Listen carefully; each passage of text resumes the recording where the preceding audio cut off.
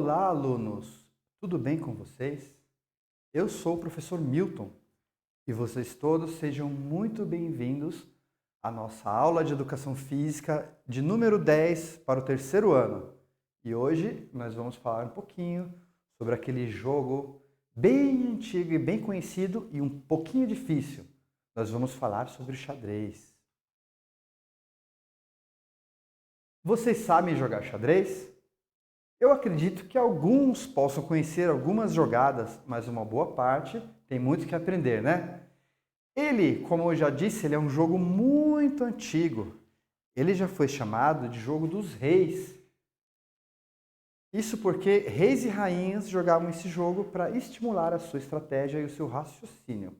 Ele é um jogo bem complicado, mas depois que nós acostumamos com as jogadas, fica bem mais fácil, né? Vamos conhecer primeiro as peças e as jogadas para nas próximas aulas nós podermos nos aprofundar nas regras e nos conhecimentos desses jogos. Tá ok? Então hoje nós vamos falar só um pouquinho sobre cada peça do xadrez e o que ela faz. Bem, gente, o jogo de xadrez ele representa uma batalha entre dois exércitos, representando pelas peças pretas e pelas peças brancas, ou escuras e claras. As peças brancas, elas sempre iniciam o jogo, e os lances se sucedem alternadamente até o final da partida. Se sucedem significa que primeiro joga um jogador branco e depois um jogador preto. Nós vemos um tabuleiro de xadrez. O tabuleiro de xadrez ele é formado por 64 casas de cores brancas e pretas alternadamente. Podem contar para conferir quem quiser, viu, pessoal? As peças que compõem cada exército são um rei, uma dama ou rainha, duas torres, dois cavalos, dois bispos e 8 peões, totalizando 32 peças.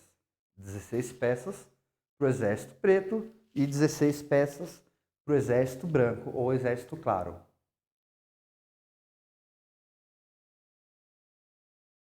Jogadas ilustradas.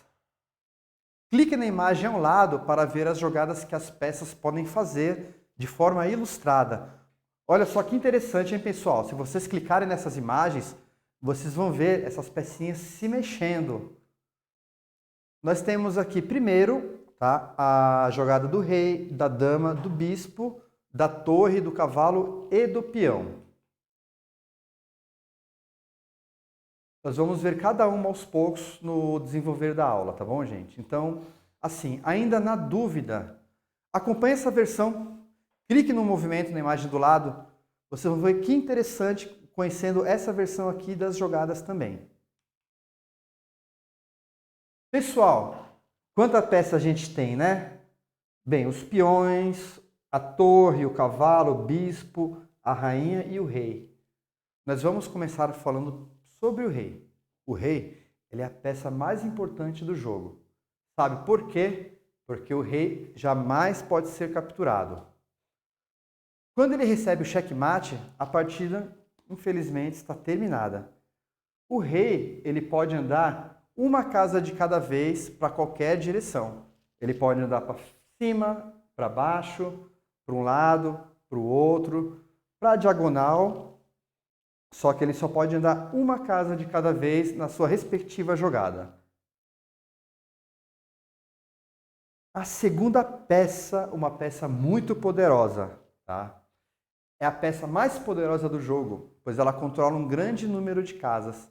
Ela movimenta-se em qualquer direção, horizontal, vertical, diagonal, podendo andar uma ou duas, três, quatro, várias casas de cada vez.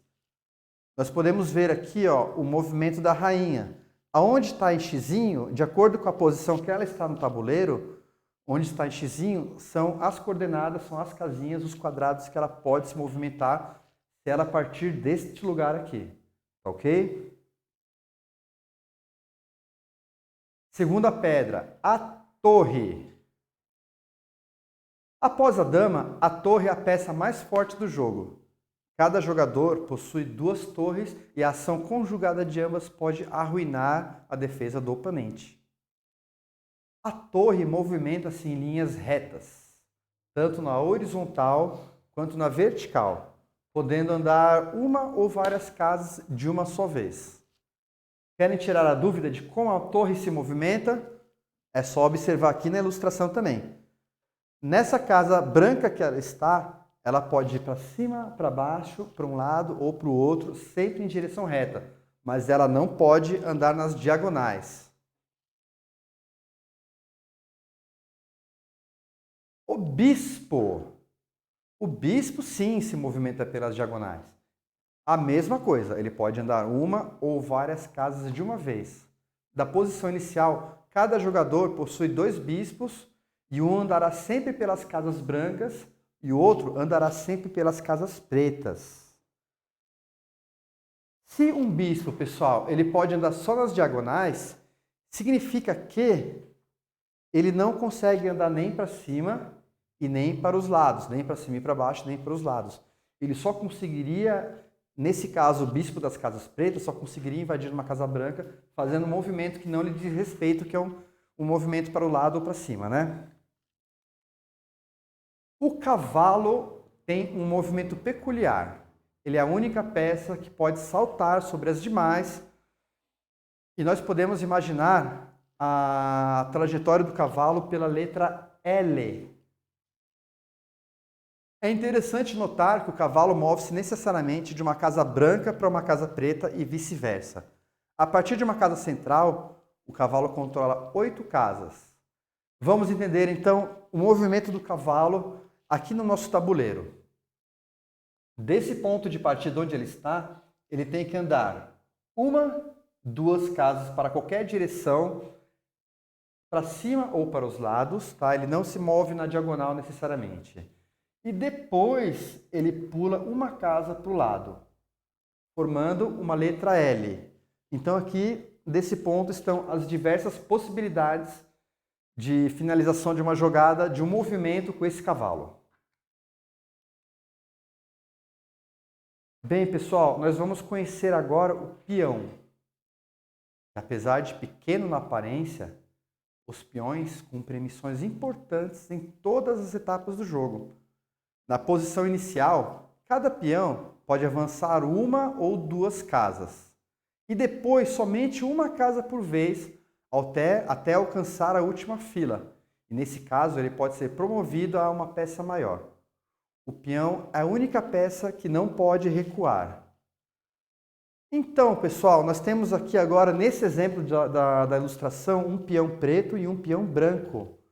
E onde está a letrinha X? É a letrinha onde ele não pode, onde ele pode se mover, e onde está a letrinha C é onde ele pode capturar uma outra peça. Essa peça, quando ela está no começo do jogo, ela pode se movimentar uma casa para frente.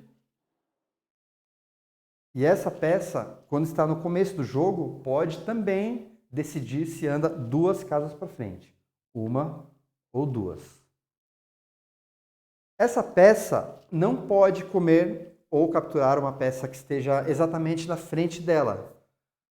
Ele só pode capturar as peças que estejam para frente e ao mesmo tempo para o lado. Ele não pode capturar as peças ao lado dele. Vocês estão vendo algum Czinho aqui em alguma outra casa? Então, onde tem C, são as casas que o peão pode capturar as peças.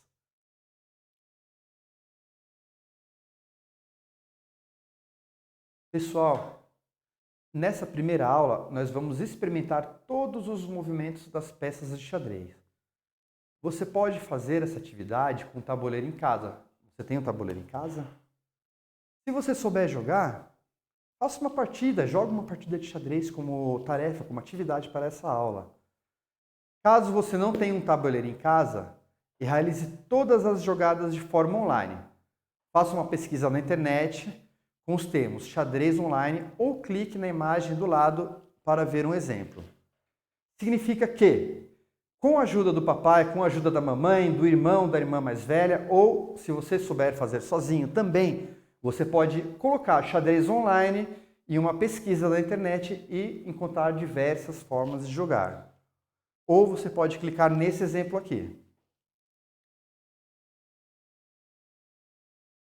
O xadrez, ele é um jogo onde um exército disputa contra um outro. Você consegue desenhar os personagens do jogo da sua forma humana, ao invés de uma peça? Olha que ideias interessantes, ó. Então nós temos aqui o rei, uma rainha, nós temos uma torre. Uma torre que é esse personagem com uma máscara de ferro e um martelo grande. O bispo é um feiticeiro, né? O peão ele é um cavaleiro simples, normal.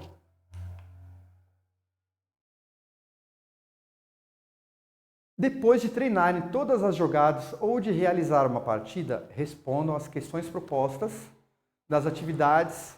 Espero que vocês tenham gostado da nossa aula de xadrez de hoje e que ganhem muita curiosidade sobre o assunto, porque ele é um jogo bem divertido. Tenham uma ótima semana de estudos.